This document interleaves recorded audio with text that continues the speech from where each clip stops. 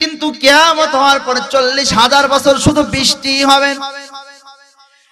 সাহাবীরা জিজ্ঞাসা করলেন, ইয়া রাসূলুল্লাহ, ইয়া হাবিবাল্লাহ, কেন 40 বছর বৃষ্টি হবে, কারণ কি জানতে চাই। ডাক দিয়ে বললেন, 40 বছর বৃষ্টি হওয়ার কারণ হলো 40 বছরের মধ্যে আমি গোলাম মুর্তজা নূরী মারা যাব, সভাপতি মারা যাবে, সবাই দুনিয়ার থেকে বিদায় নিয়ে চলে যাব। কোথাকার হাতটি কোথায় চলে যাবে? আল্লাহ রাব্বুল আলামিন 40,000 বছরের মধ্যে আমার বডিটা যেরকম সুন্দর করে এই বডিটাকে বানাবে, বানানোর পরে বডি কনস্ট্রাকশনটা তৈরি করার পরে আল্লাহ রাব্বুল আলামিন ইসরাফিল আলাইহিস সালাতু ওয়াস সালামকে ডাক দিয়ে বলেন, ইসরাফিল তুমি সিংহায় ফু দাও। আচ্ছা বলেন তো দেখি এটা কয় নাম্বারের ফু? কথা বল না কেন, কয় নাম্বারের ফু? এ মুসলমান, 2 নম্বরের ফুটা যখন দেওয়া হবে, আমার আপনার দেহের মধ্যে আমাদের রূহটা ঢুকে যাবে, জানটা ঢুকে যাবে। জানটা যখন ঢুকে যাবে, রূহটা ঢুকে যাবে। রূহটা ঢোকার পর আমরা যখন দাঁড়ায় যাব, দাঁড়ায় দেখবো সারা দুনিয়ার মাঠটা কিয়ামতের ময়দান হয়ে গেছে। সারা দুনিয়ার মাঠটা কিয়ামতের ময়দান হয়ে গেছে। মেন যে জায়গাটা সেটা হলো আরাফাতের ময়দান। ওই আরাফাতের ময়দানের মধ্যে একটা মিনার আকারে গম্বুজ বানানো আছে। ওই জায়গার মধ্যে সিংহাসন হবে, ওই জায়গায় আল্লাহ বসে যাবে। আমার বন্ধুগণ, আল্লাহ নবী ডাক দিয়া বলে, ও আমার সাহাবীরা, এখানে শেষ নয়, তোমরা শুনে রেখে দাও, জেনে রেখে দাও, ওই কিয়ামতের ময়দানে সমস্ত মানুষগুলা উলঙ্গ অবস্থায়, ল্যাংটা অবস্থায় উঠবে। কি অবস্থায়?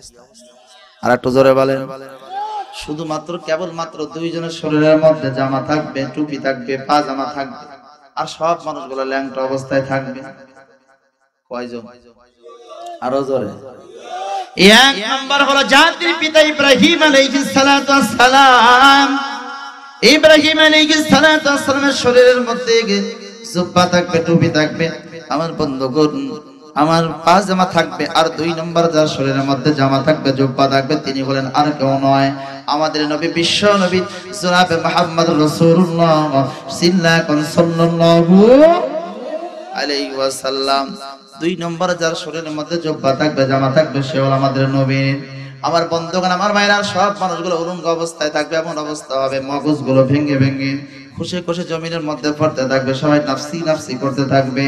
ওই মুহূর্তে সমস্ত মানুষগুলো বিশ্ব নবীর কাছে যায়, যখন আমরা বলবো, ওগো নবী, আমরা হাসরের মাঠের কষ্ট সহ্য করতে পারি না, আল্লাহর কাছে সুপারিশ করেন, আল্লাহ যেন হিসাব নিকাশ শুরু করে দেয়। ওই মুহূর্তে আল্লাহর নবী, বিশ্ব নবী আল্লাহর কাছে সুপারিশ করবেন, আল্লাহ রাব্বুল আলামিন বিচার কার্য শুরু করবেন। মুফাসসিরগণ বলেন, যখন বিচার কার্য শুরু হবে, প্রথমত দল হবে 4টা। জোরে বলেন, কয়টা? আরো জোরে। জোর হলো না। আউয়ালা মুতলাকা, প্রথমত দল হবে 4টা, এরপরে দল হবে 73টা। প্রথমত কয়টা? আর একটু জোরে। আচ্ছা, 73টা বলবো না 4টা বলবো? হুজুর আপনার আলোচনায় চলতেছে না, তারপরে 73টা কি ঠিক বলবেন?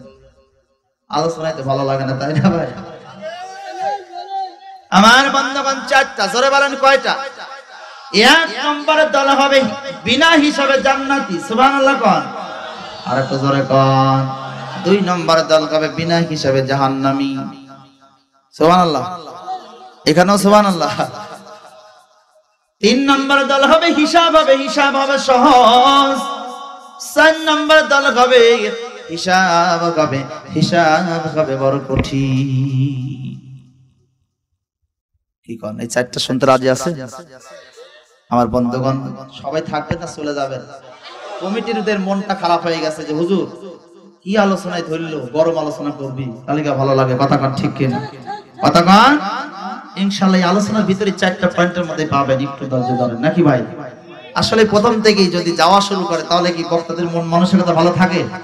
কথা বলেন, ভালো থাকে? কোথাও থাকে না ভাই। একটু বসেন, ইনশাআল্লাহ এই 4টার মধ্যেই পাবেন ইনশাআল্লাহ। আমার বন্ধুগণ, আমি প্রথমে বলেছি সাবজেক্ট ছাড়া আমি বাইরে কোনো কথা বলি না। যে বিষয় নিয়ে আমি কথা বলবো, এই বিষয়টা সম্পর্কে সমাপ্ত করবো। কে শুনলো আর কে শুনলো না ওটা আমার দেখার প্রয়োজন নাই। আমি আসছি অনেক দূর থেকে, পাবনা থেকে, আপনাদের দাওয়াত দেওয়ার জন্য। এই 4টা বিষয় বলবো, যদি কেউ আমল করে অনেক মানুষ হয়তো বা হিদায়াতের পথে চলে আসতে পারে। একটু খেয়াল করেন। 1 নম্বর দল কি বিনা হিসাবে? আর একটু জোরে বলেন, বিনা হিসাবে। আরো জোরে। মুফাসসিরগণ বলেন, বিনা হিসাবে জান্নাতে কারা যাবেন? মুফাসসিরগণ বলেন, যখন এই বিনা হিসেবে যারা জান্নাতে যাবে এদের আমলনামাটা যখন পরীক্ষা করা হবে, পরীক্ষা করে দেখা যাবে এদের আমলনামার মধ্যে একটাও গুনাহ নাই, সব নেকি আর নেকি। এরা যাবে বিনা হিসাবে জান্নাতে। জোরে জোরে গান সুবহানাল্লাহ। আচ্ছা, যাদের জীবনে গুনাহই নাই এরা আবার কারা? কি কোন জানার দরকার আছে না নাই? জোরে বলেন, আছে না নাই? কেউ কি জীবনে বলতে পারবেন যে যাদের জীবনে গুনাহ নাই? বলেন তো কারা? হ্যাঁ, মাসুম বাচ্চা। কুল্লু নাবিয়্যুন মাসুমুন, প্রত্যেকটা নবী রাসূল হলো মাসুম। নবী রাসূল বিনা হিসাবে জান্নাতে যাবে। বিশ্ব নবী যখন ওয়াজ করতেছেন সাহাবীদেরকে লইয়া, সাহাবীদের মনটা ছোট হয়ে গেছে, মনটা ছোট হয়ে গেছে, মনটা মলিন হয়ে গেছে, চোখগুলো লাল হয়ে গেছে। বিশ্ব নবী বুঝতে পারলেন যে শুধুমাত্র নবী রাসূলের কথা বললাম, বিনা হিসাবে জান্নাতে যাওয়ার কথা বললাম, যার কারণে সাহাবীদের মনটা মলিন হয়ে গেছে। আপনাদের মনটা খারাপ হয় নাই? হুজুর শুধুমাত্র নবী রাসূলদের কথাই বললো বিনা হিসেবে জান্নাতে যাবে, আমরা কি বিনা হিসেবে জান্নাতে পাবো না? কি কোন এরকম মনে আপনাদের জানতে চাই না? সাহাবীদের মনটা যখন মলিন হয়ে যায়, আল্লাহর নবী বিশ্ব নবী ডাক দিয়া বলেন, ও আমার সাহাবীরা, আমি শুধুমাত্র নবী রাসূলের কথা বললাম, যার কারণে তোমাদের মনটা মলিন হয়ে গেছে, খারাপ হয়ে গেছে, চিন্তার কোনো প্রয়োজন নাই। আমার কাছে যখন আল্লাহ রাব্বুল আলামিন ওয়াজ করতেছিলেন, ওই সময় আমার মনটা যখন খারাপ হয়ে গেছে, মনটা ছোট হয়ে গেছে। আল্লাহ রাব্বুল আলামিন ডাক দিয়ে বলেন, নবী গো, শুধুমাত্র নবী রাসূলের কথা বললাম, যার কারণে মনটা খারাপ হয়ে গেছে, যান যান। ওগো নবী, আপনি মনটা খারাপ করবেন না, শুধুমাত্র কেবলমাত্র আপনার উম্মত হওয়ার কারণে, আপনার উম্মতদের মধ্য থেকেই আমি আল্লাহ রাব্বুল আলামিন ৭০,০০০ উম্মতকে বিনা হিসাবে জান্নাতে দিয়ে দেব। জোরে জোরে কোন সুবহানাল্লাহ। আরো জোরে। কয় হাজার? আচ্ছা, এইবার কি আমরা আসি? কথা কয় না, এবার আসি মানে কয়, এটা যে বলতেছেন আসি বা ইনশাআল্লাহ বলবেন, এটার মধ্যে দুর্বলতা। কথা কন ঠিক কি না? এটার মধ্যে দুর্বলতা আছে, বিশ্বাস নাই। সাহাবীদের মাঝখান থেকে কেমনে বিশ্বাস করেন? সাহাবীদের মাঝখান থেকে একজন সাহাবী হলো গরম সাহাবী, নাম কি? কথা কন। খলিফাতুল মুসলিমিন হযরত ওমর ডাক দিয়া বলে, ইয়া রাসূলুল্লাহ, ইয়া হাবিবাল্লাহ, অবজেকশন ইয়া রাসূলুল্লাহ। কি ওই অবজেকশন? বিশ্ব নবী ডাক দিয়া বললেন, ও আমার সাহাবী ওমর, কি অবজেকশন? কয় অবজেকশন হলো, ইয়া রাসূলুল্লাহ, ইয়া হাবিবাল্লাহ, যখন ৭০,০০০ কথা বললেন, আল্লাহ পাক ৭০,০০০ কথা বললে আপনি বাড়ায়া নিলেন না কেন? আপনি কেন বাড়ায়া নিলেন না? কারণ আমরা সাহাবীরাই তো আছি ১০০ লক্ষ। সাহাবীরা কতটি বুঝতেছেন না আপনারা? সাহাবীরা কতটি? ১০০ লাখ কত সাহাবী। তো সাহাবীদের মধ্যেই তো বাদ রয়ে গেছে, আপনার উম্মত কোথায় যাবে? কি আমরা কি এই দলে আছি?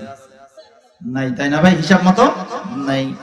এমন সময়ের মধ্যে ডাক দেয়া বলে, ও ওমর, আল্লাহ রাব্বুল আলামিন মিরাজে যখন আমাকে ওয়াজ করতেছিলেন, এমন সময়ের মধ্যে আমি আল্লাহকে বললাম, আল্লাহ, আমার সাহাবীদের মধ্যেই তো ১০০ লাখ, আল্লাহ কেমনে আপনি ৭০,০০০ দেন? আল্লাহ বাড়াইয়া দেন।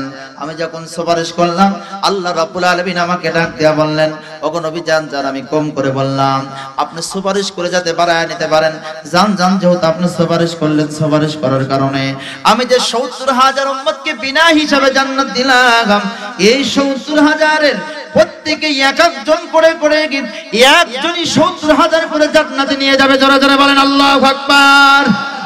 আরো জোরে বলেন আল্লাহু আকবার। ৭০,০০০ প্রত্যেকে এক একজন ৭০,০০০ করে জান্নাতে নিয়ে যাবে। কি কোন? এইবার বলেন তো দেখতে, আমরা এই দলে আছি না না? জোরে বলেন ইনশাআল্লাহ। আর একটু জোরে বলেন ইনশাআল্লাহ। আল্লাহর কাছে দোয়া করে, আল্লাহ তুমি যেন আমাদেরকে বিনা হিসাবে জান্নাত দাও। সবাই বলি আমিন। ২ নম্বরে দল হবে বিনা হিসাবে। জোরে বলেন বিনা হিসাবে। এই বিনা হিসাবে জাহান্নামে কারা যাবে? এইবার আসেন গুরুত্বপূর্ণ পয়েন্ট। বিনা হিসাবে জাহান্নামে কারা যাবে? মুফাসসিরগণ বলেন, এদের আমলনামাটা যখন পরীক্ষা করা হবে, পরীক্ষা করে দেখা যাবে এদের আমলনামার মধ্যে কোনো নেকি নাই, সব গুনাহগার গুনাহ, এরা যাবে বিনা হিসাবে জাহান্নামে। এদের আমলনামার মধ্যে কোনো নেকি নাই, সব গুনাহ। আচ্ছা, আপনাদের মনটা জানতে যাচ্ছে না যে হুজুর, যাদের আমলনামার মধ্যে কোনো নেকি নাই, সব গুনাহ আর গুনাহ, এটা আবার কারা? এরা জন্মেছে মুসলমানের ঘরে, কিন্তু যত কর্মসূচি দিয়েছে মুসলমানদের বিপক্ষে। কথা বল না কেন? এরা জন্মেছে মুসলমানের ঘরে, কিন্তু যত কর্মসূচি দিয়েছে মুসলমানদের বিপক্ষে এরকম শয়তান মুনাফিক আছে না নাই?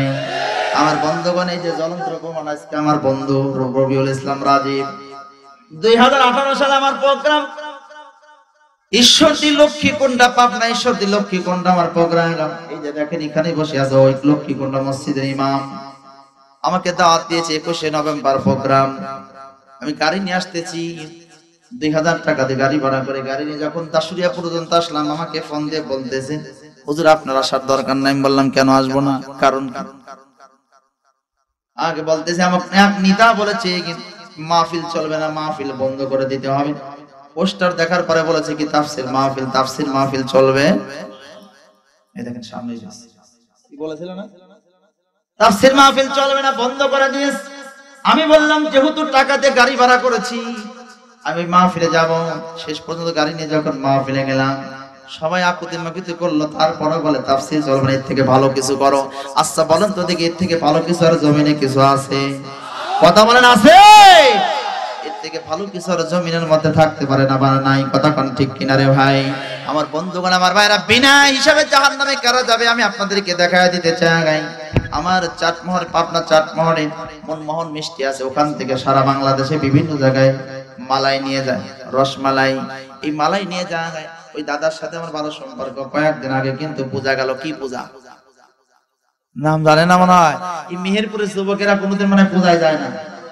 কথা বলেন, পূজায় যায় না? মাশাআল্লাহ, আল্লাহু আকবার। কিন্তু মুসলমানের সন্তান যদি পূজায় না যেত, ওদের পূজা করছিন গেল হবে না। কথা কোন ঠিক কিনা? মুসলমানের সন্তান অবশ্যই যায়। কথা কোন ঠিক কিনা? আমি বললাম দাদা আপনাদের পূজা কেমন হলো? ডাক দেয়া বলতেছে, ও হুজুর পূজা কেমন হবে, আমাদের পূজা ভালো হয় না। আমি বললাম কেন? সরকার এত টাকা দিল, পয়সা দিল, পুলিশ দিল, র‍্যাব দিল, সেনাবাহিনী দিল, কত কি দিল, শুধুমাত্র আপনাদের ট্যাগেল দেওয়ার জন্য আপনার পূজা কেন ভালো হলো না? কারণ কি জানতে চাই। ডাক দেয়া বলতে, ধূপশালা লইয়া পূজা যখন শুরু করব, ঠিক সেই মুহূর্তে তোমাদের মুসলমানদের 10-12 জন সন্তান ধুতি পরে হিন্দু সেজে ভিতরে ঢুকলো। আমাদের ভিতরে ঢুকার পরে ধূপশালা সব আমাদের কাছ থেকে কেড়ে নিলে, বলে সবার আমরা এখন পূজা করবো। মুসলমানের সন্তানগুলো আমাদের কাছ থেকে কেড়ে নিয়ে তারা পূজা শুরু করলো, না ধ্যান শুরু করলো, মেয়েদের সাথে কি নৃত্য শুরু করলো। ওই মুসলমানদের সন্তানদের কারণে ভালো করে আমাদের পূজাও করতে পারি না। আজকে বলেন তো দেখি, আপনাদের এই যে মাহফিল রঘুনাথপুর, এই মাহফিলে আপনারা বলেন একজন কি হিন্দু আইছে? কতক্ষণ হিন্দু আছে? কিন্তু হিন্দুদের ওই পূজায় ওই আমরা যাই কি যাই না? মুসলমানের সন্তান, এই মুসলমান আপনার ঈমান কোথায় চলে গেছে একটু খেয়াল করেন, গবেষণা করেন, আপনারা একটু বোঝেন। এরকম একজন নাস্তিক ছিলেন মুরগি শাহরিয়ার কবির। মুরগি শাহরিয়ার কবির নাম শুনেছেন? শোনেন নাই? আচ্ছা, এই মুরগি শাহরিয়ার কবির বলা হয় কেন বলেন তো দেখি? বঙ্গবীর আব্দুল কাদের বলেছে, এই মুরগি শাহরিয়ার কবির পাকিস্তানদের সময় তারা কি করেছিল, মুরগি চুরি করে করে তাদেরকে সাপ্লাই দিয়েছিল, যার কারণে আলেম ওলামারা তার নাম দিয়েছে মুরগি শাহরিয়ার।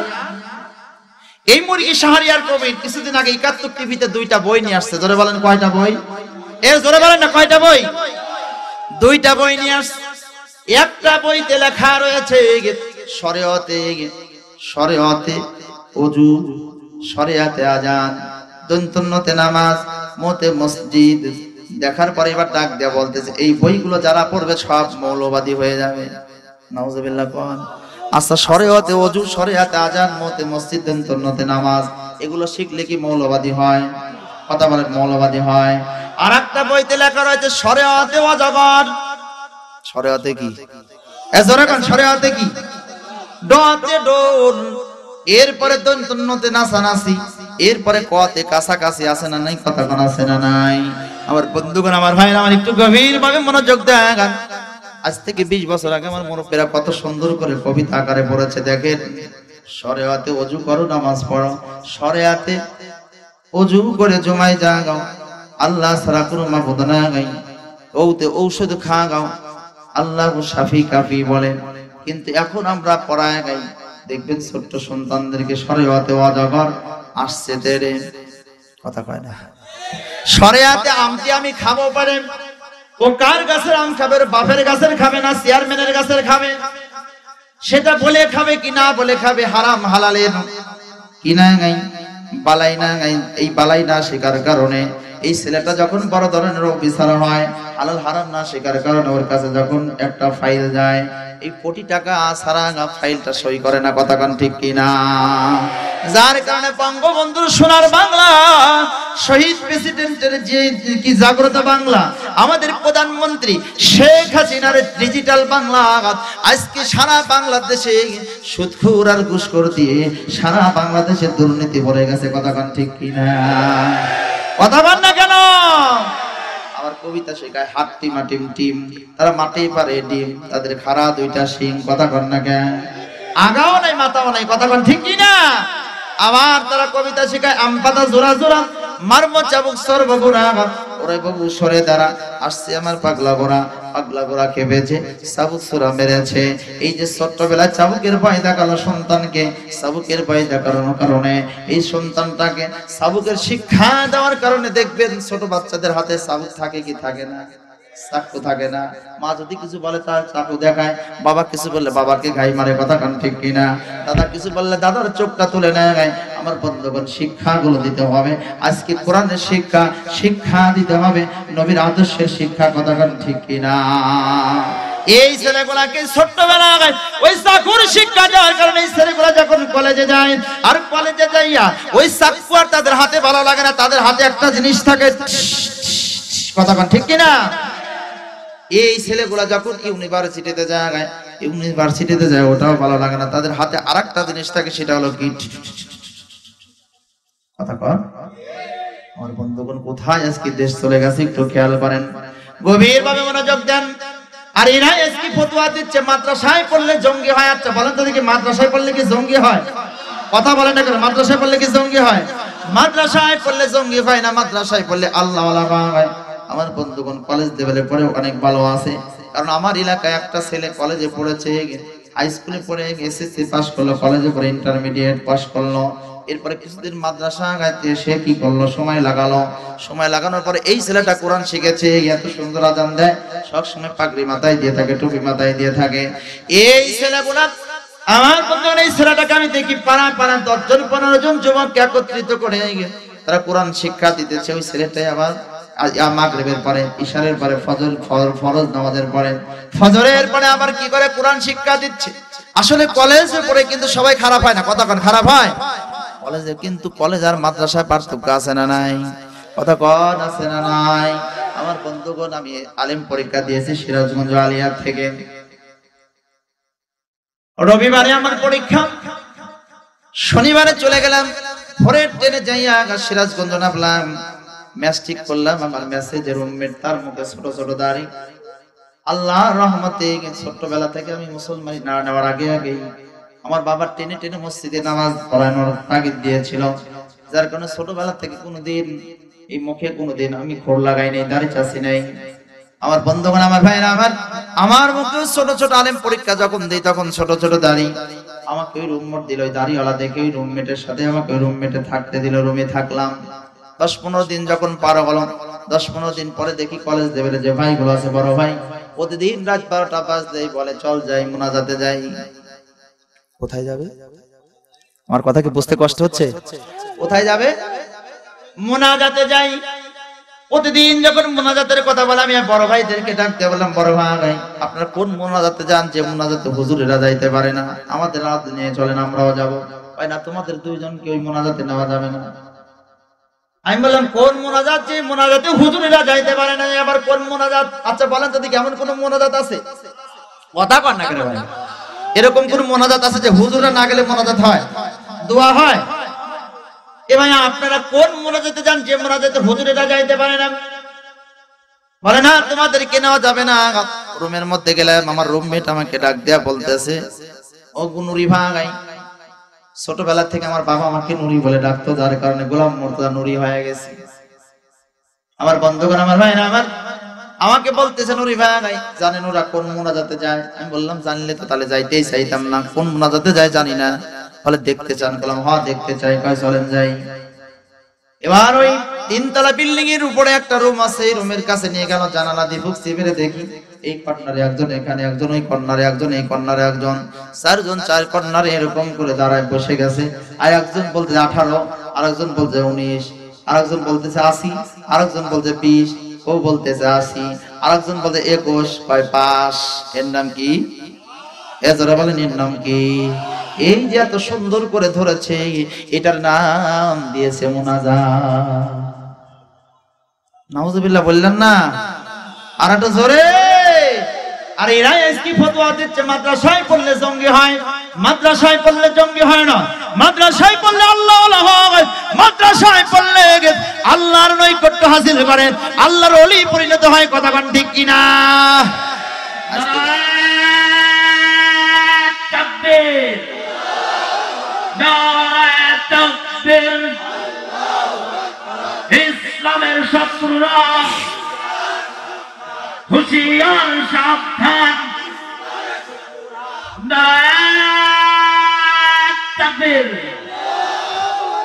আমার বন্ধুগণ, আমার ভাইরা, আচ্ছা বলেন তো দেখি, মাদ্রাসা বললে কি জঙ্গি হয়? মাদ্রাসায় বললে পশ্চিম কালো জঙ্গি হয়? কারণ ফিরাউনের একটা কথা আমি আপনাদেরকে শোনাইতে চাইছিলাম, যে অবস্থা, প্রথম অবস্থা আমি মনে করলাম যে আজকে আসলাম কোথায়, মনে হয় এখনই নেমে চলে যাই, কারণ অপমানের মতো হচ্ছিলাম। কথা কোন ঠিক কিনা? আলহামদুলিল্লাহ, আপনারা অনেক ভালো মানুষ, যে ধৈর্য সহকারে আপনারা বসে আছেন। জোরে কোন একটাবার আল্লাহু আকবার, আর একটা জোরে বলেন আল্লাহু আকবার। ফিরাউন এত নিচে নেমে গিয়েছিল, যে কিসসা কাহিনী আমি একটা বলতে চেয়েছিলাম ফিরাউনের জীবনী থেকে। ও শেষ পর্যন্ত ওর বাবা মাকে ত্যায্য পুত্র করার পরে, মিশরে যাওয়ার পরে, সে শেষ পর্যন্ত বাদশা হয়েছিল, মিশরের বাদশা।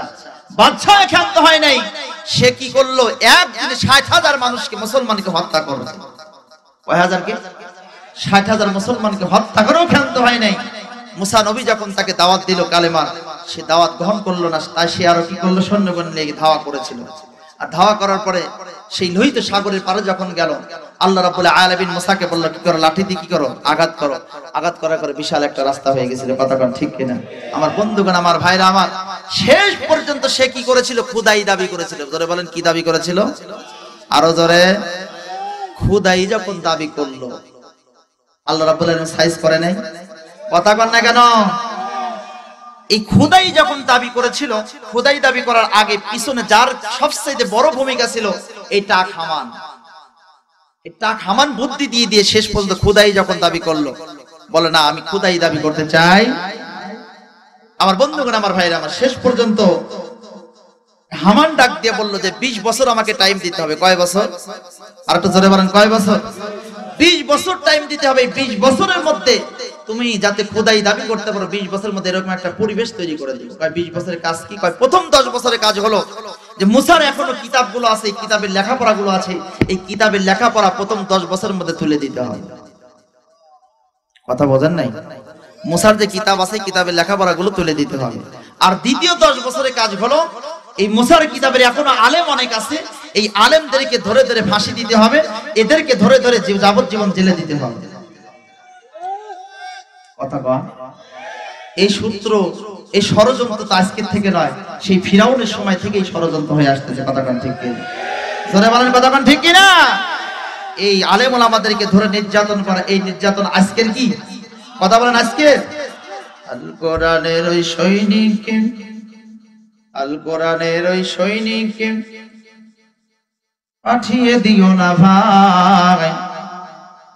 আমার বন্ধুগণ, আমার ভাইরা, আল কোরআনের ওই পাখিটারে রেখো না আর বন্দি করে আমাদের মাঝে শিওরে ফিরাইয়া দাও। কথা কোন ঠিক কিনা? আমাদের ওই পাখিটারে আমাদের কাছে ফিরাই দিতে হবে। ঠিক আছে না ভাই? ইনশাআল্লাহ। জোরে বলেন, কথা কোন ঠিক কিনা? আর বন্ধুগণ, আমি আমার এই সঙ্গীতটা ভুলে গিয়েছি, যার কারণে আসলে আপনাদের পরিবেশ ছেনে, পরিবেশে আসলে আমার আজকে সবকিছু এলোমেলো হয়ে যাচ্ছে। আমার বন্ধুগণ, আপনারা খুব কষ্ট পাচ্ছেন? জোরে বলেন, কষ্ট পাচ্ছেন? আমার বন্ধুগণ, আমার ভাইরা, শেষ পর্যন্ত এই ফিরাউন যখন কি করলো, খোদাই দাবি করলো, আর ওই লোহিত সাগরে মুসা তার সৈন্যদল কিনে যখন ওই পারে পারিয়ে হয়ে গেল, এরপরে ফিরাউন দল বানিয়ে যখন লোহিত সাগরে মাঝখানে গেল, পানিটাকে আটাশ করে দিল। আল্লাহ রাব্বুল আলামিন ওই লোহিত সাগরে চুবায়া চুবায়া চুবায়া চুবায়া ফিরাউন সমতল বলকে ধ্বংস করে দিয়েছে। কথা কোন ঠিক কিনা? আমার বন্ধুগণ, আমার ভাইরা, আজ পর্যন্ত ওই আলেম ওলামাদেরকে যারা নির্যাতন করবেন, যারা আলেম ওলামাদের এই কোরআনকে নিয়ে, আল্লাহর কোরআনকে নিয়ে যারা ষড়যন্ত্র করবেন, আলেম ওলামাদেরকে ধরে ধরে যারা বন্দী করার ষড়যন্ত্র করবেন, আমার বন্ধুগণ, যেইভাবে ওই ফিরাউন কি করেছিল, 60,000 মুসলমানকে আলেম ওলামাদের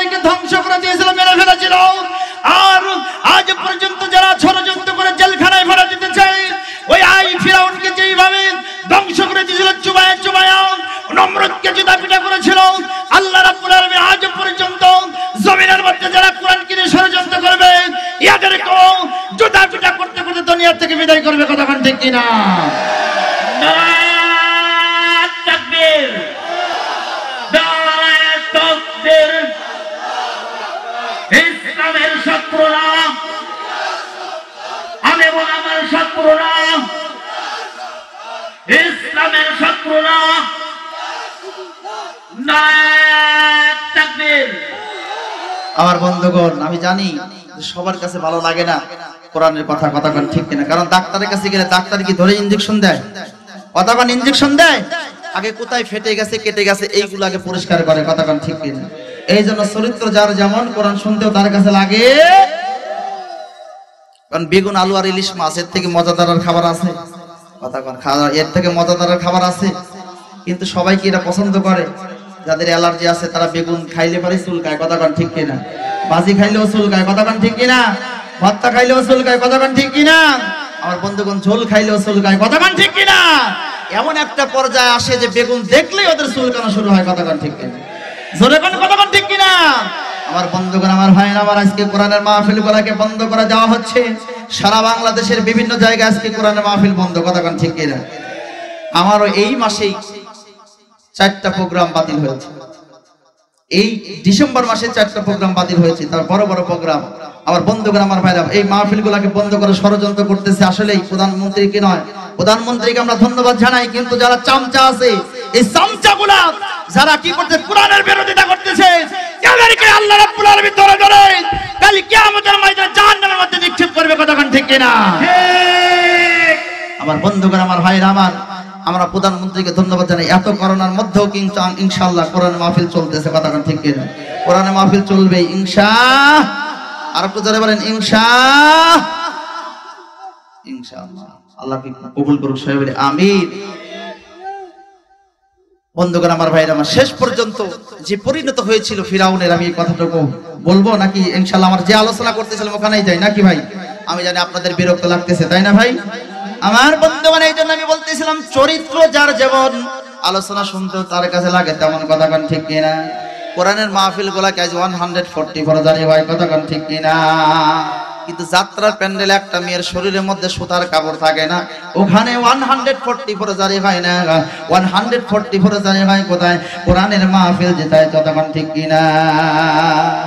কোরআনের মাহফিলে নাই বন্ধ, কথাগণ। আমার বন্ধুগণ, আমার ভাইরা, আমার একটু গভীরভাবে খেয়াল করেন যে কথা বলতেছিলাম। যারা আজকে কোরআনের ষড়যন্ত্র করবে, কোরআন বন্ধ করার ষড়যন্ত্র করবে, এরা যতই নামাজ পড়ুক না কেন, এদের নামাজ আল্লাহর দরবারে কবুল হবে। কারণ আগেই তো কোরআনের বিরোধিতা করেছে, আল্লাহর বিরোধিতা করেছে, নবীর বিরোধিতা করেছে। সুতরাং এরা যতই নামাজ পড়ুক না কেন, নামাজ কাজে আসবে। আসবে কি ভাই? সেটা বলেন আসবে। আমার বন্ধুগণ, সামনের দিকে যায় আসেন। আমি বলেছিলাম কয়টা পদ্ধতি, আরো জোরে বলেন। প্রথম পদ্ধতির নাম কি? বিনা হিসাবে জান্নাতি। 2 নম্বর বিনা হিসাবে জাহান্নামী। 3 নম্বর হিসাব হবে কি বলবো না, শেষ করে দেব। যারা বলেন হিসাব হবে সহজ, হিসাব হবে সহজ। 4 নম্বর হিসাব হবে বড় কঠিন। 3 নম্বর হিসাব হবে সহজ। হিসাব যদি সহজ হয়, আপনাদের সন্তানেরা যারা পরীক্ষা দেয়, পরীক্ষার হলে যদি পরীক্ষা সহজ হয়, ওই পরীক্ষার্থী খুশি হয় না বেজার হয়? কথা কয় না কেরে ভাই? খুশি হয় না বেজার হয়? আমি একটা মাদ্রাসায় জব করি, দাখিল মাদ্রাসায়। আমার এক ভাইস্তি পরীক্ষা দিয়ে প্রতিদিন 1 ঘন্টা নাই হতে দৌড় মারে। একদিন খপ করে দৌড়লাম, কি ব্যাপার তুমি প্রতিদিন পরীক্ষা নাই হতে 1 ঘন্টা নাই হতে দৌড় মারো, কারণ কি? কয় আঙ্কেল সবগুলো অ্যান্সার দিয়েছেন। বললাম কত অ্যান্সার? এখন দেখলাম 1 থেকে 12টার মধ্যে 10টা অ্যান্সার দিতে হবে। আমি বললাম কত অ্যান্সার করেছো? 120। আমি বললাম 120 কেন? আঙ্কেল, যখন আমি প্রশ্নটা দেখলাম 1 থেকে 12টায় আমার মুখস্থ, এজন্য আমি 12টাই দিয়েছি, এইজন্য আমি অ্যান্সার করেছি 120। খুশি না বেজার? কথা বল না, খুশি না বেজার? আমার বন্ধুগণ, কাল কিয়ামতের ময়দানে হিসাব যদি সহজ হয়, আচ্ছা বলেন তো দেখি, এরা খুশি হবে না বেজার হবে? আপনারা মনে হয় বেজারই হবে। কথাগণ বেজার হবে। বিশ্বনবী এজন্য বলেছেন, আল্লাহুম্মা হাসিবনি হিসাবান ইয়াসীরা।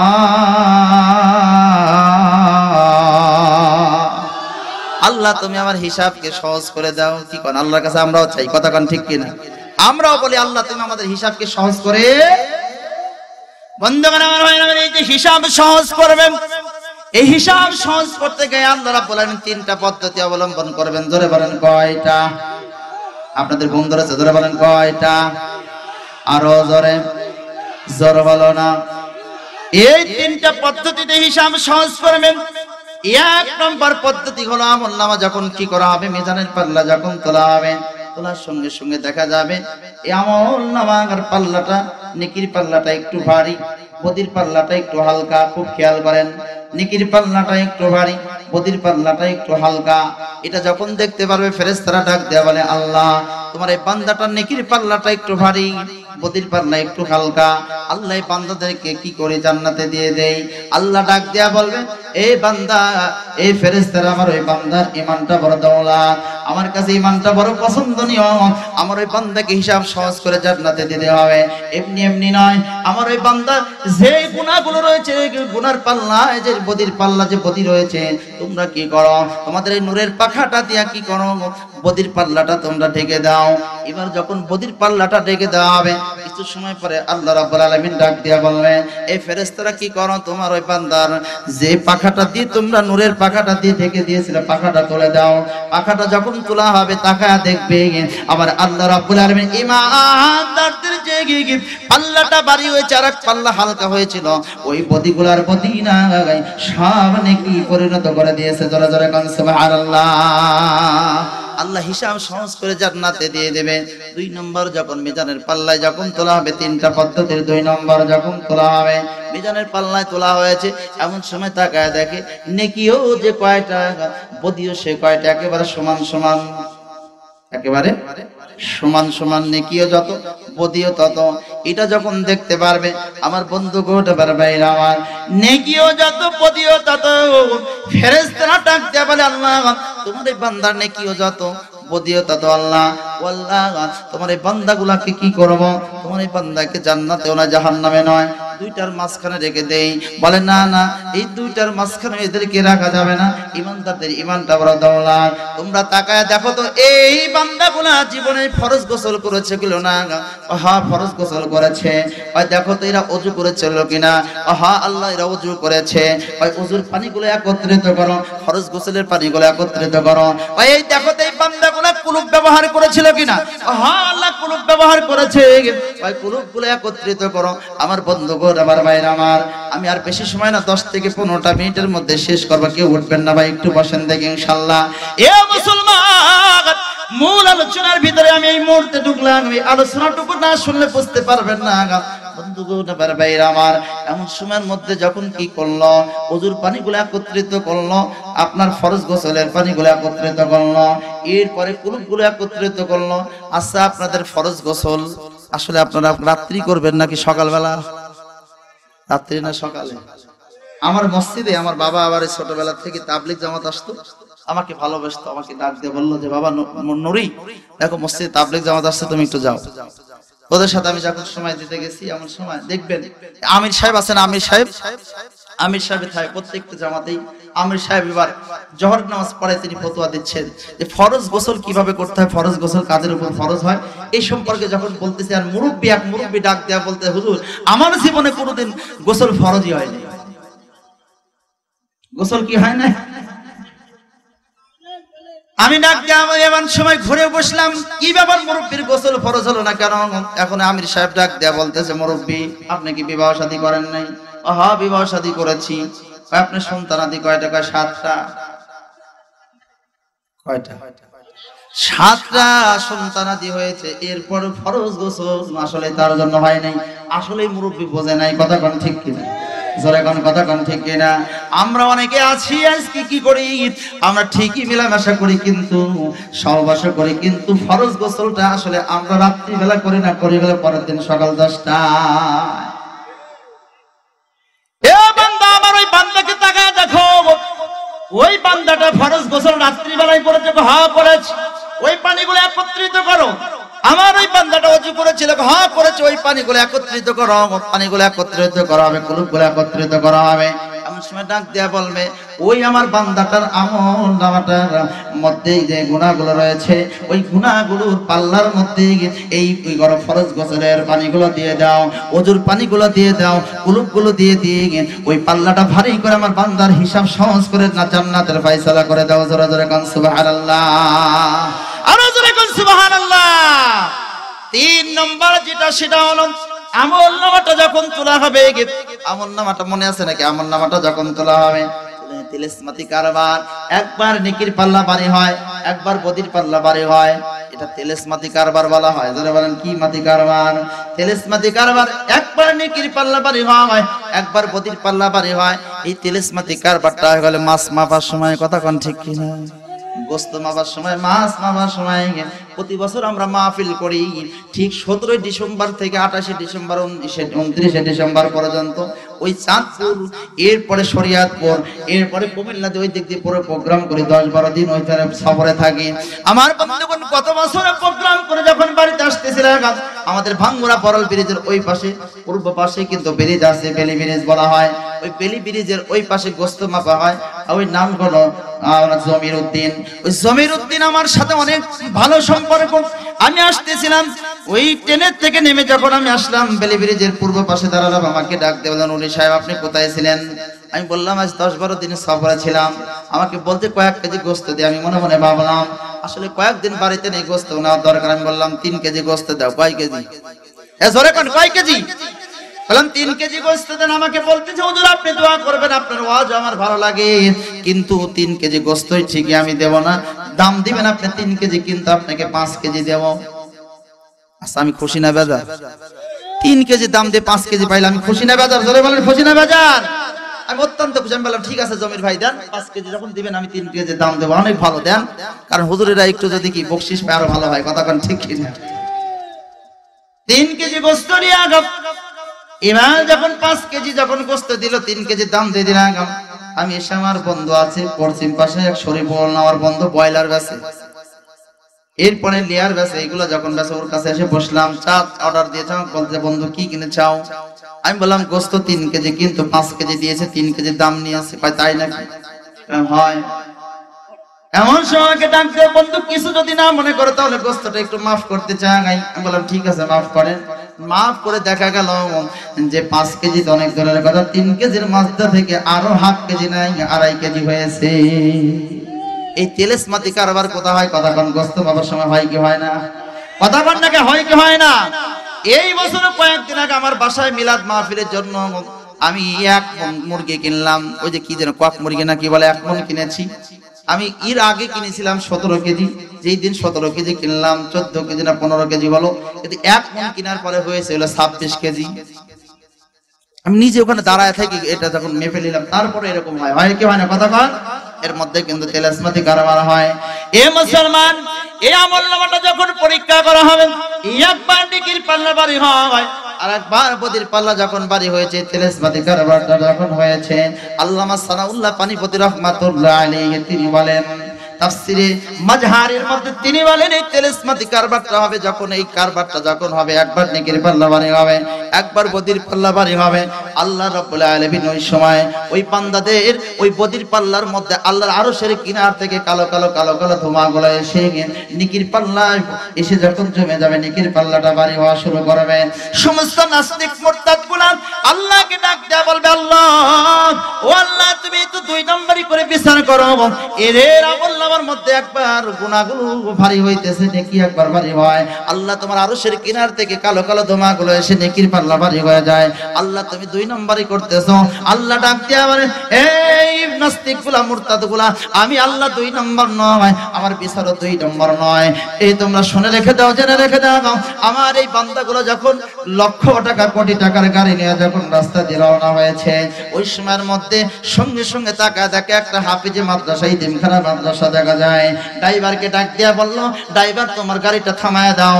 গাড়িটা থামায় দেওয়ার পরে তাকায় দেখে একটা দান বাক্স আছে, দান বাক্সের মধ্যে 50,000 টাকার একটা কি করলো বান্ডিল ঢোকায়া দিয়ে ডাক দিয়া বলে, আল্লাহ আমার মতো না খান্দা ব্যক্তি ব্যক্তি গুনাহগার ব্যক্তি আর কেউ নাই। আয় আল্লাহ তাআলা এই তিনখানা মাদ্রাসার জন্য আমি 50,000 টাকা আমি দান করে দিলাম। আয় আল্লাহ তাআলা মেহেরবানি করে আয় আল্লাহ তাআলা কেউ দেখলো না, দান বাক্সে দিয়ে দিলাম। কালকে কিয়ামতের ময়দানে যদি আমার হিসাব কঠিন হয়ে যায়, আল্লাহ তুমি হিসাব সহজ করে আমাকে তুমি জান্নাতের ফয়সালা করে দিও। জোরে জোরে কোন সুবহানাল্লাহ, লিল্লাহি তাকবীর। নাস্তিক মুরতাদ বলে আমি আল্লাহ 2 নাম্বার নয়, আমার হিসাব 2 নাম্বার নয়, আমি আল্লাহ হিসাব 1 নাম্বার করি, আমার হিসাব 1 নাম্বার, আমিও 1 নাম্বার। আমার ওই বান্দাটা যখন কোটি টাকার গাড়ি নিয়ে রাস্তা দিয়ে যায়, এমন সময় তাকায় দেখে একটা মসজিদ দেখা যায়, মসজিদের সামনে দান বাক্স লাগানো আছে। আমার বান্দাটা আস্তে করে ড্রাইভারকে থামায় দেয়, ডাক দিয়া বলে ড্রাইভার গাড়ি থামায় দাও। গাড়ি থামায় দেয়া মসজিদের সামনে যাইয়া দান বাক্সের মধ্যে 1 লক্ষ টাকার একটা বান্ডিল বের করে দান বাক্সের মধ্যে দিয়ে দিয়ে আল্লাহকে আমি আল্লাহকে ডাক দিয়া বলে ওগো আল্লাহ, দুনিয়ায় আমার মতো গুনাহগার ব্যক্তি আর কেউ নাই, কেউ নাই। আল্লাহ 1 কোটি টাকা 1 লক্ষ টাকা আমি এই দান বাক্সের মধ্যে ভরে দিলাম। আল্লাহ কাল কিয়ামতের ময়দানে যদি হিসাব আমার থেকে যায়, আল্লাহ গো ও আল্লাহ তোমার কাছে প্রার্থনা করি, আল্লাহ এই দানের বিনিময়ে আল্লাহ কাল কিয়ামতের ময়দানে হিসাব সহজ করে তুমি জান্নাতের ফয়সালা করে দিও। জোরে জোরে কোন সুবহানাল্লাহ, আরো জোরে কোন সুবহানাল্লাহ। এ বান্দা, এই নাস্তিক বলে তোমরা শুনে না, জেনে না আমার বান্দাটা যাচ্ছে পালসার গাড়ি লইয়া, রাস্তা দিয়ে হঠাৎ করে তাকায় দেখে সামনে কলার সুজা দেখা যায় কয়েকটা। সঙ্গে সঙ্গে আমার বান্দাটা হাইড্রোলিক্স ব্রেক করেছে, ব্রেক করার পরে ওই কলার সুজাটা জঙ্গলের মধ্যে গর্তের মধ্যে ফালাইয়া দিয়ে ডাক দেয়া বলে আল্লাহ, এই কষ্টদায়ক বস্তু আমি রাস্তা থেকে ফালাইয়া দিলাম, আমি যুবক মানুষ চোখে পড়েছে যার কারণে ফালাইয়া দিলাম, কিন্তু আল্লাহ ও আল্লাহ যদি একটা মুরব্বী মানুষ রাস্তাতে যাইতো, পায়ে লেগে যদি পড়ে যাইতো, হাঁটুতে কষ্ট লাগতো, এই কষ্টদায়ক জন্তু বস্তু আমি ফালাইয়া দিলাম, আল্লাহর কারণে এর ওসিলা করে আল্লাহ হিসাব সহজ করে জান্নাতের ফয়সালা করো। জোরে জোরে কোন সুবহানাল্লাহ। এ নাস্তিক মুরতাদ গুলাগাত, ওই যে সোয়াব আমার আরশের কিনারায় আমি রেখে দিয়েছিলাম, আর ওই আরশের কিনারায় সোয়াবগুলো আজকে মেঘাকারে কালো কালো মেঘাকারে নেকির পাল্লাই দিয়া আমার বান্দাদেরকে আমি ভালোবেসে তাদের হিসাব সহজ করে জান্নাতের ফয়সালা করলাম। জোরে জোরে কোন সুবহানাল্লাহ, আরো জোরে কোন সুবহানাল্লাহ। 4 নাম্বার কি বলবো না, শেষ করে দেব। জোরে বলেন, বলবো না, শেষ করব। সভাপতি সাহেব বলবো না, শেষ করব। বলবো, সবাই বলেন বলবো। তাহলে একটু কালেমা পড়ি, লা ইলাহা, আরো জোরে লা ইলাহা ইল্লাল্লাহ, লা ইলাহা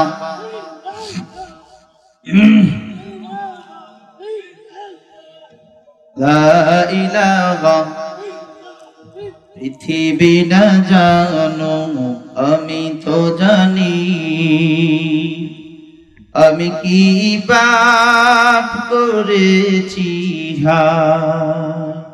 আমার পাপের করলে বিচার, বাঁচার আমার উপায়, দয়াময় তুমি মাফ করো আমার, মাফ করো আমার।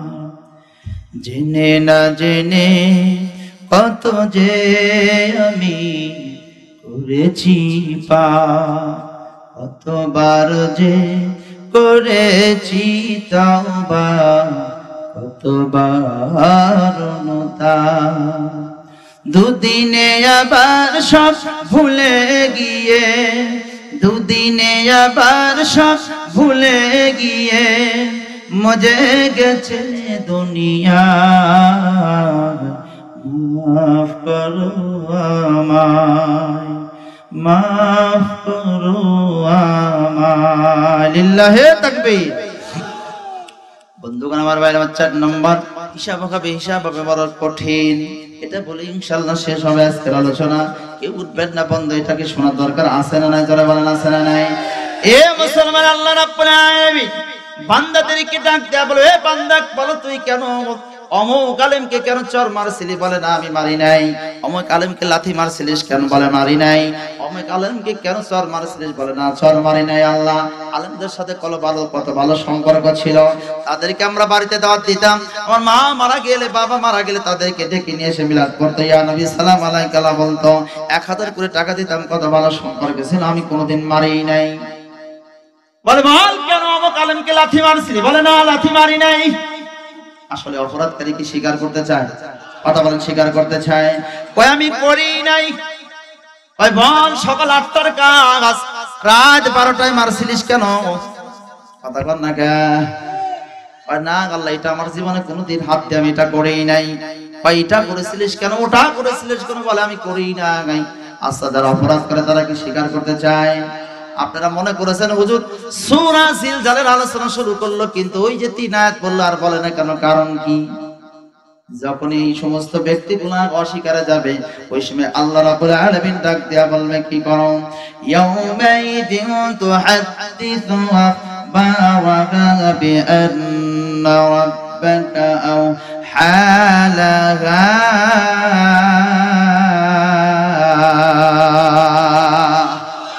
আরো জোরে আল্লাহু আকবার। আল্লাহ বলবে ফেরেশতারা কি করো? সিসি ক্যামেরা চালু করো। কি ক্যামেরা? এই যে আজকের এই মাহফিল আলোচনা আপনারা শুনতেছেন, যারা চলে গেল ধরা পড়বে কি পড়বে না? আমি গোলাম মুর্তজা নূরী আজকে ওয়াজ করতেছি, এই যে ওয়াজ এখানে কিন্তু ভিডিও হচ্ছে কি হচ্ছে না? কিরামান কাতিবিন আছে না নাই? কথা কন না কে? কিরামান কাতিবিন কিন্তু সব রেকর্ড হইতেছে, কথা কন ঠিক কিনা ভাই? CC camera. এই মাহফিল আমাকে অপমান করার জন্য অনেকে আছে, অপমান করার জন্য চলে গেছে, ভালো লাগে নাই। বন্ধুগণ সব কিছু রেকর্ড হইতেছে সিসি ক্যামেরা। সিসি ক্যামেরার পাওয়ার আছে না নাই? আপনারা শুনেছেন কেন জানি না, জামালপুর জেলায় ডিসির কি অবস্থা হয়েছিল সিসি ক্যামেরার দ্বারায়? শোনেন নাই আপনারা? কোনদিন মনে শোনেন নাই আপনারা? ধরা খাইছে কি খায় নাই? কথা কন, খাইছে কি খায় নাই? সিসি ক্যামেরায় ধরা খাইছে। দুনিয়ার জমিনে সিসি ক্যামেরার যদি এত পাওয়ার হয়, আল্লাহ রাব্বুল আলামিন যখন সিসি ক্যামেরা যখন চালু করতে বলবে, চালু করার পর দেখা যাবে অমুক অমুক অমুক আলেমকে লাথি মারছিল, চর মারছিল। এরপরে দেখা যায় রাত 12টার সময়, সকাল 8টার কাজ রাত 12টায় ধপাস ধপাস করে মেরেছিল। সবগুলো যখন দেখতে পায়, ওই আল্লাহ আমি করি নাই।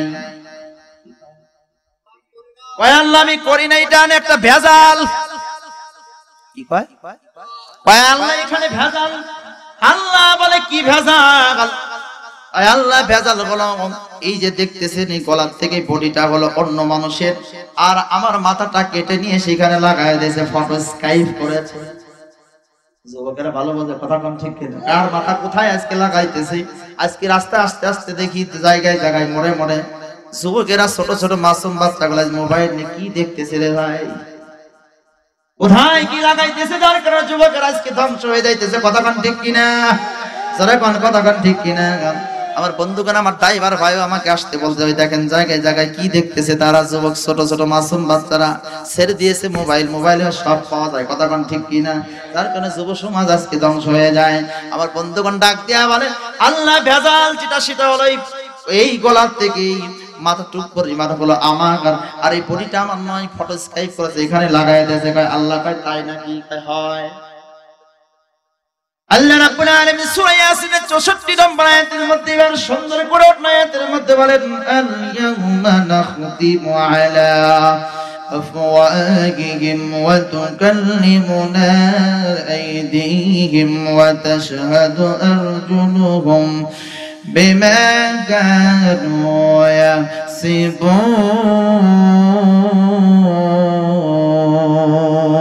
ইয়াসিবুন।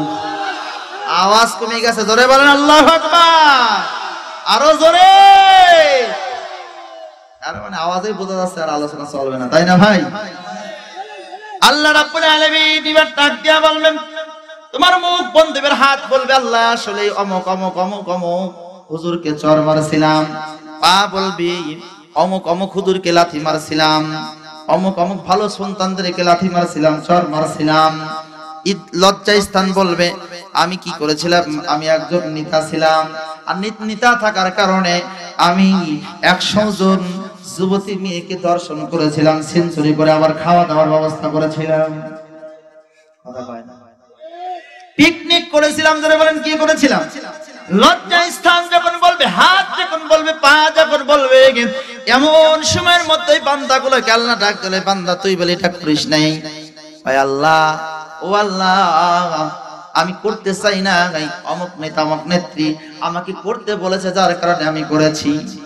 অমুক নেতা অমুক নেত্রী আমাকে করতে বলেছে, যার কারণে আমি করেছি। আমার বন্ধুগণ, আমার ভাই, আমার আল্লাহ রাব্বুল আলামিন ডাক দেয়া বলে, বান্দা তুই এত সময় বললে তুই করিসই না, আর এখন বললে অমুক নেতা অমুক নেত্রী করতে বলেছে, যার কারণে তুই করছিস। ঠিক আছে, নেতা নেত্রীকে পরে ধরা হবে, আগে তোর বিচার তুই দে। তুই কেন তুই কি করলি? লজ্জা স্থান দিয়ে, তোর লজ্জা স্থান দিয়ে তোর ক্ষমতা ছিল, যার কারণে 100 জন যুবতী মেয়েকে ধর্ষণ করে তুই সেঞ্চুরি করে, তুই আজকে পিকনিক করে যুবতীদেরকে ধর্ষণ করে পিকনিক করে তুই মানুষদেরকে খাওয়াইলি। এত আয়োজন তুই কেন করলি? তুই আগে হিসাব দে। এমন সময়ের মধ্যে ডাক দেয়া বলবে, আল্লাহ, ও আল্লাহ, আমি করতে চাইনি, নেতা নেত্রী আমাকে করতে বলেছে। ভাই, নেতা নেত্রীকে পরে ধরা হবে, আগে তোর বিচার তুই দে। তুই কেন এটা করলি? ওই ফেরেশতারা একে কি কর, এই বান্দাগুলোকে আমলনামাটা বাম হাতে দিয়ে দাও। আমলনামাটা যখন বাম হাতে দিবে, এ দেওয়ার জন্য যখন ফেরেশতারা আসবে, সঙ্গে সঙ্গে ডান হাতটা আগায় দিবে। কোন হাতে দেওয়ার কথা বলেছে? বাম হাতে দেওয়ার কথা বলেছে, ডান হাত আগায় দেবে। ডান হাত যখন আগায় দেবে, আল্লাহ রাব্বুল আলামিন ফেরেশতাদেরকে ডাক দেয়া বলবে, এই ফেরেশতারা তোমরা কি করো? এই ফেরেশতারা তোমরা এসে ওই যে ডান হাত আগায় দিয়েছে, ডান হাতে এত জোরে একটা মোচড় মারো, এমন জোরে একটা মোচড় মারো যে এক মোচড়ে যাতে হাতটা ভেঙে যায়। সঙ্গে সঙ্গে ফেরেশতা এত জোরে একটা ডান হাতটা মোচড় মারবে, সমস্ত হাড়গুলা মটমট করে রগগুলা ভেঙে চুরমার হয়ে যাবে, শুধু চামড়ার সাথে ঝুলতে থাকবে। আল্লাহ ডাক দেয়া বলে, এ ফেরেশতারা কি কর, বাম হাতে আমলনামা দাও। বাম হাতে যখন আমলনামা দেওয়ার জন্য বাম হাতটা আগায় দিবে, সঙ্গে সঙ্গে বাম হাতটা আগায় দেওয়ার আগে আগেই আল্লাহ ডাক দেয়া বলে, ফেরেশতারা দাঁড়াও। এত সহজে বাম হাতে আমলনামা দিলে চলবে না। ওদের বাম হাতটা তোমাদের কি কর, ওদের ওই কলিজার ভিতরে ভেদ করে আমাদের হাত দিয়ে ওই পাশ দিয়ে বের করে দাও। এ মুসলমান, বাম হাতটা ইমার কলিজার মধ্যে দিয়ে ভেদ করে যখন এই কামানের হাত দিয়ে যখন হাতটা বের করে দিবে, ওই পাশে চলে যাবে হাতটা। এমন সময় আল্লাহ ডাক দেয়া বলবে, এই কি করো, ওই আমলনামাগুলো কি করো, এবার তোরা বাম হাতে দিয়ে দাও। ইকরা কিতাবাকা কাফা বিনাফসিকা আল-ইয়াওমা আলাইকা হাসিবা।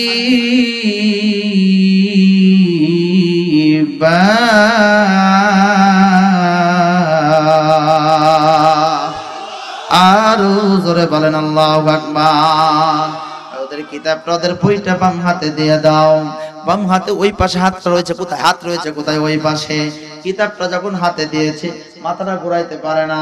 মাথাটা যখন ঘুরাইতে পারতেছে না, আল্লাহ রাব্বুল আলামিন এবার ওই ফেরেশতা কি করবে, বান্দাগুলো যখন ঘুরে হাতটা যখন লাগল পাবে না, আল্লাহ ডাক দেয়, ফেরেশতারা, এই ফেরেশতারা দেরি করো কেন?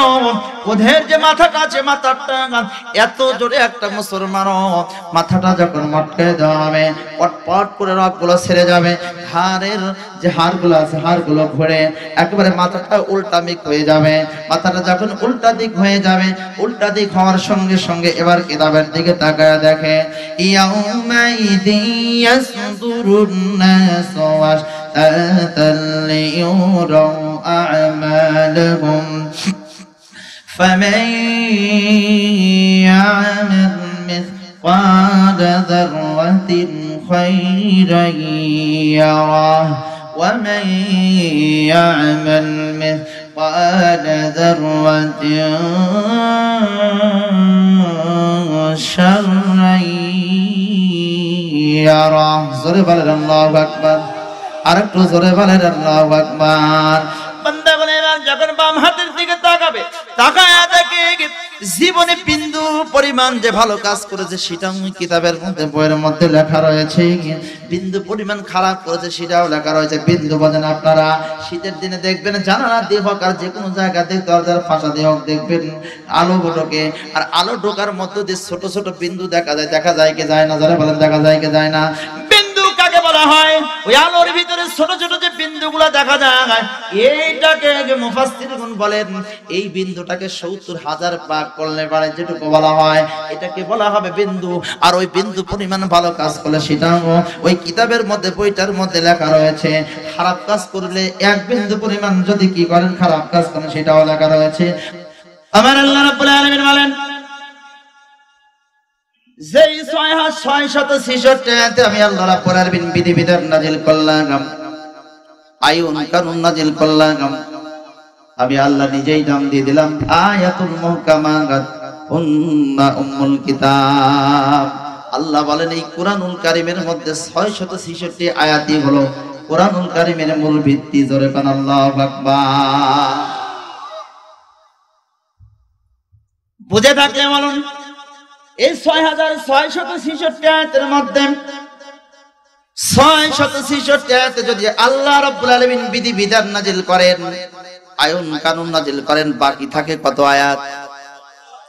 আওয়াজ না দিলে হবে না আলোচনা। জোরে বলেন কত আয়াত? আয়াত ৬০০০ আয়াত। এ মুসলমান এই ৬০০০ আয়াতে আল্লাহ রাব্বুল আলামিন কোনো বিধি বিধান নাযিল করেন নাই, আইন কানুন নাযিল করেন নাই।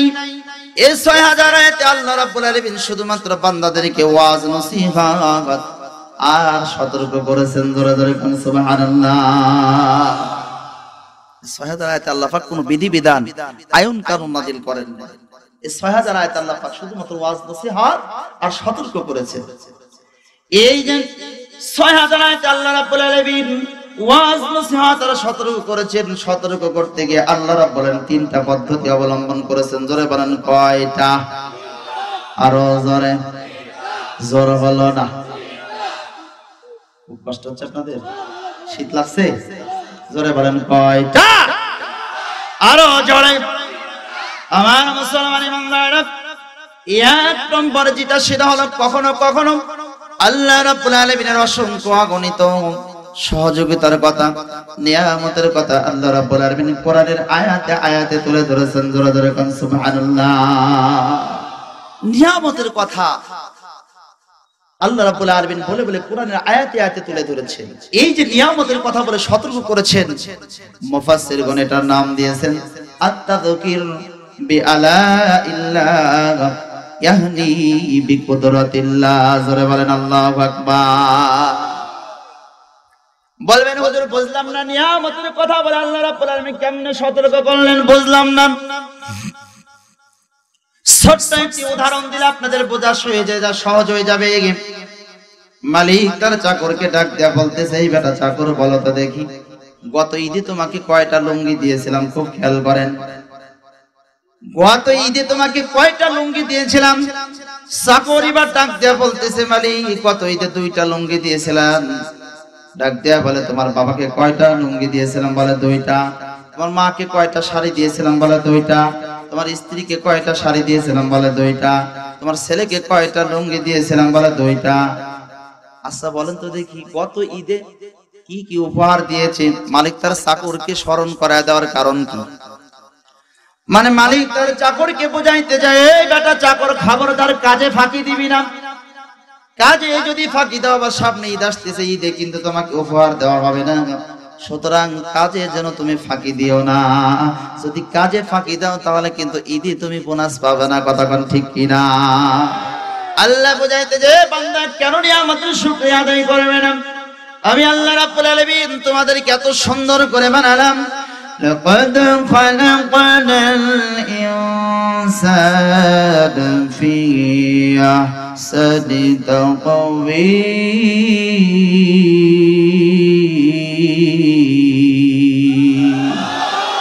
আর একটু জোরে বলা যাবে না? আল্লাহু আকবার।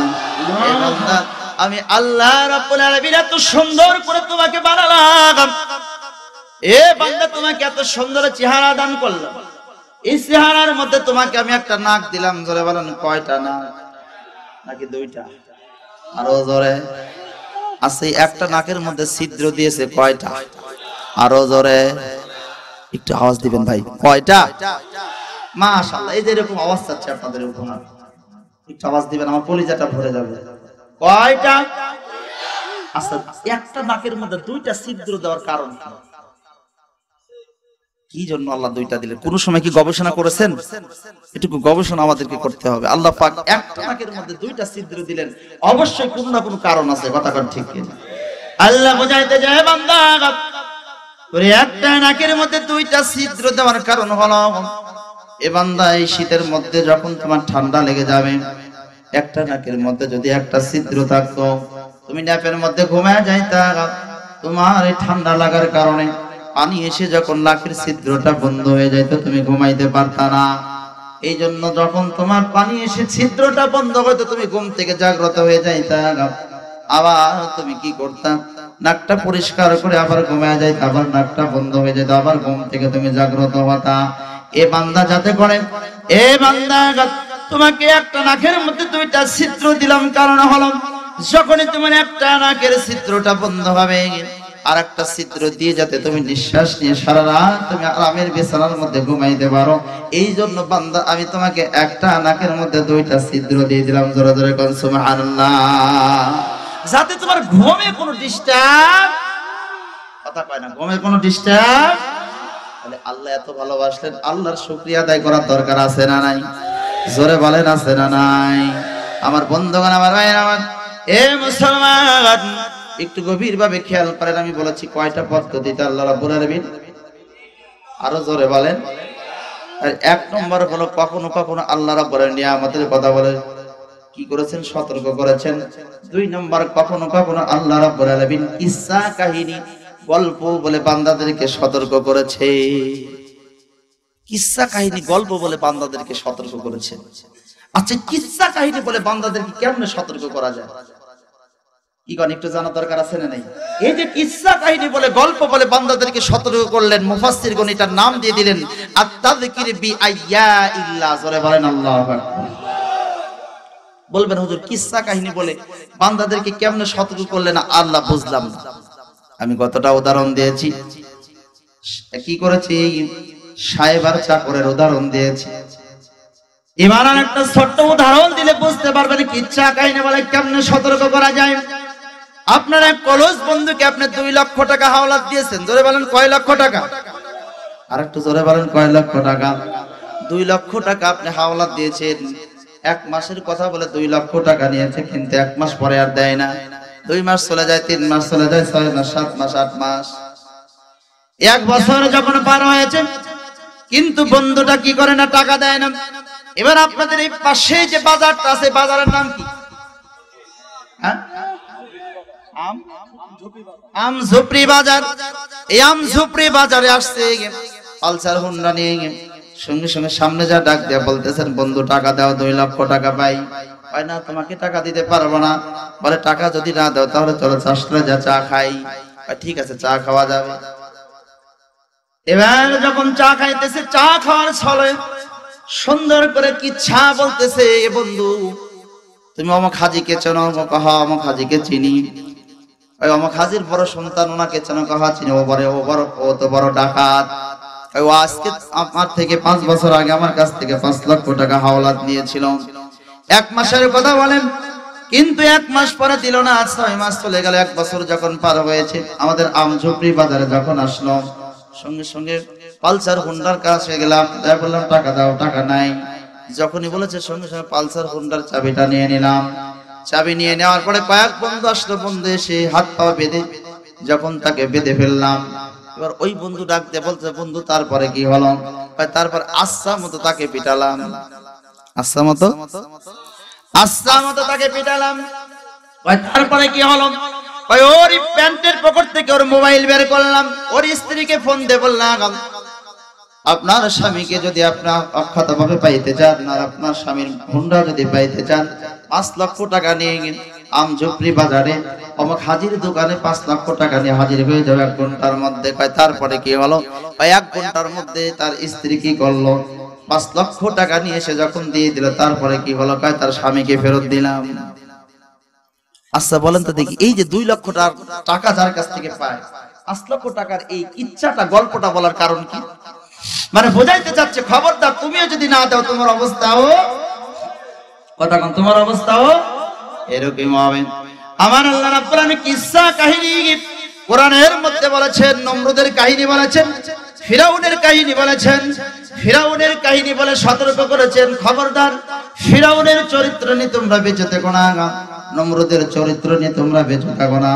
যদি তোমরা নমরুদের চরিত্র নিয়ে দুনিয়ার মধ্যে বেঁচে থাকো, ফিরাউনের চরিত্র নিয়ে যদি বেঁচে থাকো, নমরুদকে যেইভাবে জুতা পিটা করতে করতে দুনিয়া থেকে বিদায় করা হয়েছে, ফিরাউনকে পানিতে চোবায়া চোবায়া ধ্বংস করে দেওয়া হয়েছে, তোমরাও যদি কি করো, নমরুদের চরিত্র নিয়ে দুনিয়াতে বেঁচে থাকো, ফিরাউনের চরিত্র নিয়ে দুনিয়াতে যদি বেঁচে থাকো, তোমাদেরকেও আমি আল্লাহ রাব্বুল আলামিন মশার কামড় খাওয়ায়া জুতা পিটা করতে করতে এ মুসলমান ওই পানিতে চোবায়া চোবায়া তোমাদেরকেও ধ্বংস করবো। কথা বলেন ঠিক কিনা? কথা বলেন ঠিক কিনা? এই জন্য আমার বন্ধুগণ, আমার ভাইরা, আমার চরিত্র গ্রহণ করতে হবে কার? আল্লাহ নবীর। কথা বলেন ঠিক কিনা? কার? আমরা আল্লাহ নবীর চরিত্র অনুসরণ করবো, ঠিক আছে না ভাই? বন্ধুগণ, আমার ভাইরা, আমার একবার আসেন সামনের দিকে যাই। তাহলে কয়টা পদ্ধতি? আরেকটু জোরে বলেন কয়টা? দুইটা বললাম, 3 নম্বর যেটা সেটা হলো আল্লাহ রাব্বুল আলামিন কখনো কখনো দুনিয়ার কোনো কথা বলেন নাই, দুনিয়ার পরে আরেকটা জগৎ আছে, আখিরাতের জগৎ, পরকালের জগৎ। এই পরকালের কথা বলে বলে আল্লাহ রাব্বুল আলামিন বান্দাদেরকে সতর্ক করেছেন।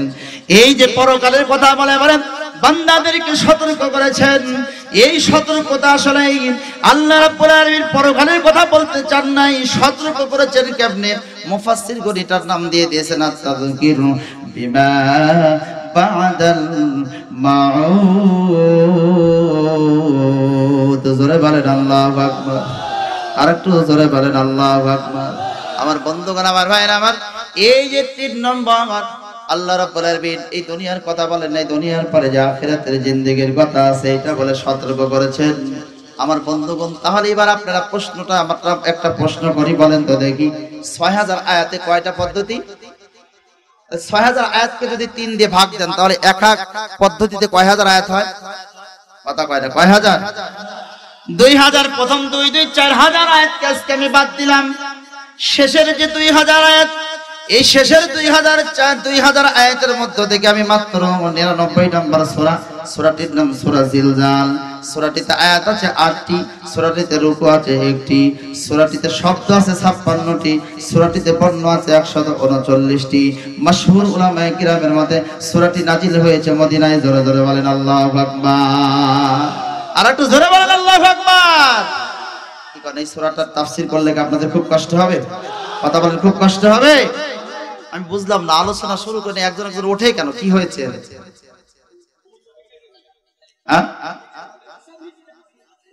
না খারাপ লাগতেছে আপনাদের? আলোচনা তো ভিতরে ঢুকেই নাই, তারপরে যদি আগেই উঠাউঠি করেন তাহলে তো আলোচনা করা খুব কঠিন হয়ে যাবে। আবার বন্ধুগণ, আমার ভাইরা, একটু খেয়াল করেন, তাফসীর করার আগে এর প্রেক্ষাপটটা আগে জানতে হবে। তাফসীরে কাসির থেকে বলছে আল্লামা কাসির রাহমাতুল্লাহ আলাইহি, তিনি তিনার কিতাবের মধ্যে বর্ণনা করেন বিশ্বনবী একদিন গিরিপথ দিয়ে হেঁটে হেঁটে যাচ্ছেন। কোন পথ দিয়ে? গিরিপথ বোঝেন আপনারা? গিরিপথ বলা হয় এই একটা 2 পাহাড়ের সরু রাস্তা, চিপা রাস্তা। এই চিপা রাস্তা দিয়ে বিশ্বনবী যখন হেঁটে হেঁটে যাচ্ছেন, এমন সেকে 10 থেকে 12 জন ইহুদি নাসারার সামনে দাঁড়ায় গেল। দাঁড়ায় ডাক দিয়ে বলতেছে, রে আব্দুল্লাহ বেটা মুহাম্মদ, এই আব্দুল্লাহ বেটা মুহাম্মদ, তোমাকে একটা মাত্র প্রশ্ন করব, কেবলমাত্র শুধুমাত্র একটা প্রশ্ন করবে। এই প্রশ্নের জবাবটা যদি যথাযথ হয়, এই প্রশ্নের জবাবটা যদি তুমি সঠিকভাবে দিতে পারো, আমরা 10 থেকে 12 জন ইহুদি নাসারা কালেমা পড়ে মুসলমান হয়ে যাব। জোরে জোরে কান সুবহানাল্লাহ। আর একটু জোরে কান সুবহানাল্লাহ। 10 থেকে 15 জন, এই 10 থেকে 12 জন আমরা সবাই মুসলমান হয়ে যাব। বিশ্বনবী ডাক দিয়ে বললেন, এই ইহুদিরা, তোমাদের প্রশ্নটা কি বলো তো দেখি? বলেন, আমাদের প্রশ্ন হলো কখন কিয়ামত হবে। আচ্ছা বলেন তো দেখি, কিয়ামত কখন হবে এইটার খবর কি আপনাদের কাছে আছে? কথা কর না, কে আছে? কেউ বলতে পারবেন? একটু হাত দিয়ে তোলেন তো, যে হুজুর কিয়ামত অমুক দিন হবে, বলতে পারবেন কেউ? কেউ বলতে পারবে না।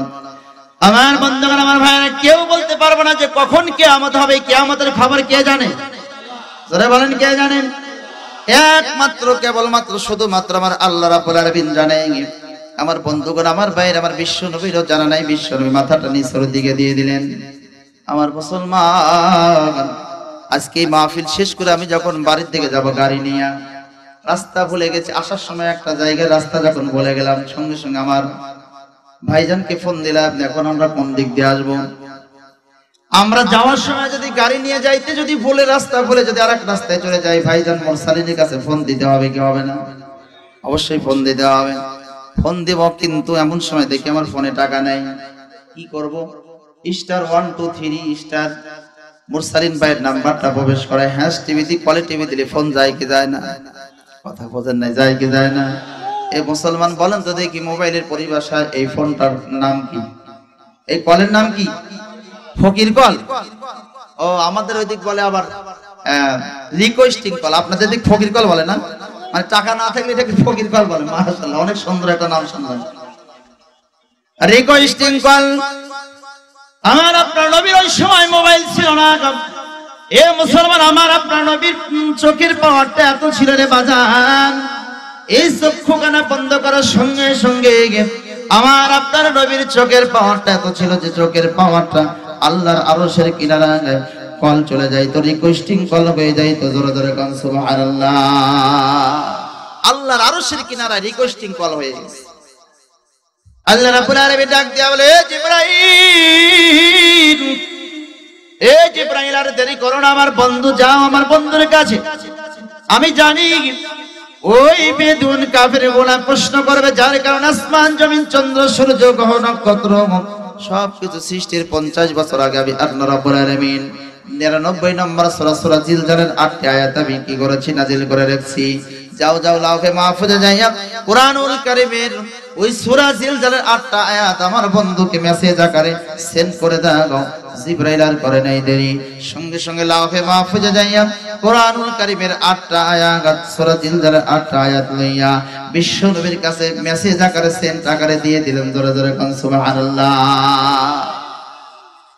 বিশ্ব নবীকে ডাক দেয়া বলে, নবী গো, আপনি দীপ্তহীন কণ্ঠে বলে দেন, ইদা زلزلت الأرض زلزالها وأخرجت الأرض وأثقالها وقال الإنسان ما لها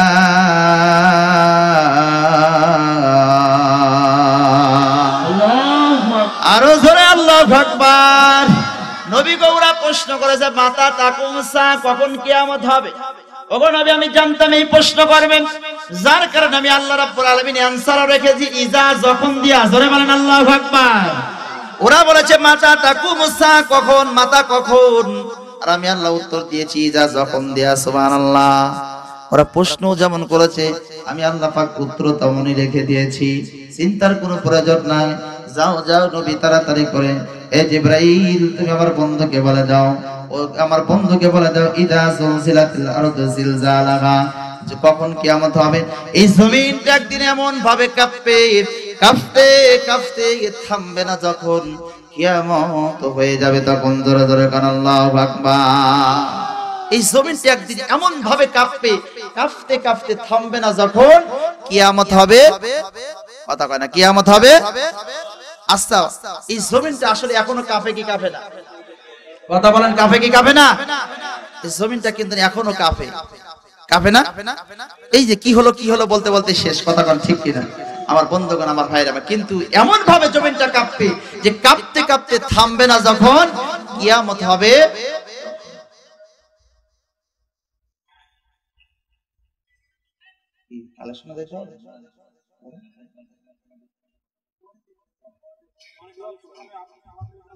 আমার বুঝেছি, মনে হয় আমার আলোচনা আপনাদের ভালো লাগছে না ভাই। মানে লোকজন একে একে দু একজন করে উঠে যাচ্ছে, তো এই জন্য মনে হচ্ছে যে আমাকে বলতেছে তাড়াতাড়ি সংক্ষিপ্ত করতে হবে। কথা কন ঠিক কিনা? আমি বুঝতে পারছি, কি কন শেষ করে দেই নাকি? আলোচনা তো শুরুই করলাম না ভাই, আপনারা কান ঘোষা শুরু করছেন। আমি তো সব খেয়াল করতেছি, কারণ যেহেতু বাংলার জমিনে 53টা জেলায় ঘুরতেছি ভাই।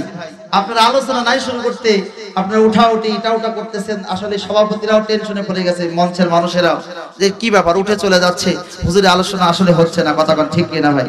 কি কন, আপনারা কি আমাকে অপমান করবেন? কথা কন, অপমান করবেন? বসেন ভাই, আমি আলোচনার ভিতরে ঢুকতেছি, একটু খেয়াল করেন। আমার বন্ধুগণ, আমার ভাইরা, আমার একটু খেয়াল করেন। কেউ কোনো দিকে নজর দেবে না, এদিকে অ্যাটেনশন, খুব খেয়াল করেন আমার বন্ধুগণ। বিশ্বনবী জনাবে মুহাম্মদুর রাসূলুল্লাহ এবার যখন বলল যে কি হবে, জমিনটা এমন ভাবে কাঁপতে কাঁপতে কাঁপতে থামবে না, যখন কিয়ামত হবে তখন বলবেন হুজুর এই জমিনটা একদিন এমন ভাবে কাঁপতে থামবে না, এই তরজমা আপনি পাইলেন কোথায়? এইদিকে খেয়াল করেন, খুব খেয়াল করেন, কোনো দিকে নজর দেওয়া যাবে না। কেউ যদি বলে জরফতু, আমি মেরেছি, এটা একটি বাক্য। জরফতু, আমি মেরেছি, এটা একটি কি বাক্য। আবার আরেকজন যদি বলে জরফতু জরবান, আমি মারার মতো মারছি। আচ্ছা বলেন তো দেখি, আমি মারছি আর আমি মারার মতো মারছি, আসলে এই দুইটা কি এক শব্দ? কথা কর না কে ভাই, এই দুইটা কি একই শব্দ? দুইটা পার্থক্য আছে না নাই? আমি মারছি আর আমি মারার মতো মারছি, এই দুইটার মধ্যে যেমন পার্থক্য রয়েছে, আমার আল্লাহ রাব্বুল আলামিন ডাক দিয়া বলেছে, ও নবী আপনি বলে দেন, ইযা যুলজিলাতিল আরদু জিলজালাহা, এই জমিনটা একদিন এমন ভাবে কাঁপতে কাঁপতে কাঁপতে থামবে না যখন কিয়ামত হবে তখন। কারণ হলো আমি মারছি আর আমি মারার মতো মারছি, কারণ এই জায়গায় মাফউলে মুতলাককে বাড়ায় দিয়েছে। আল্লাহ যদি এ পর্যন্ত বলতো ইযা যুলজিলাতিল আরদু, তাহলে অর্থ আসতো জমিনটা কাঁপলেই কিয়ামত হয়ে যাইতো, কিন্তু আল্লাহ এখানে থেমে যায়নি, বলেছে জিলজালাহা, এই জমিনটা এমন ভাবে কাঁপতে কাঁপতে কাঁপতে থামবে না যখন কিয়ামত হবে। মাফউলে মুতলাক এখানে বাড়ায় দিয়েছে। আমার বন্ধুগণ, আমার ভাইরা, আমার একটু গভীরভাবে খেয়াল করেন, এ মুসলমান ইমানদারেরা, এই জমিনটা কত জোরে কাঁপবে। পরের দুই আয়াতের মধ্যে আল্লাহ রাব্বুল আলামিন বলেন, ওয়া উরজাতিল আরদু ওয়া ক্বালাহা ওয়া ক্বালাল ইনসানু মা লাহা,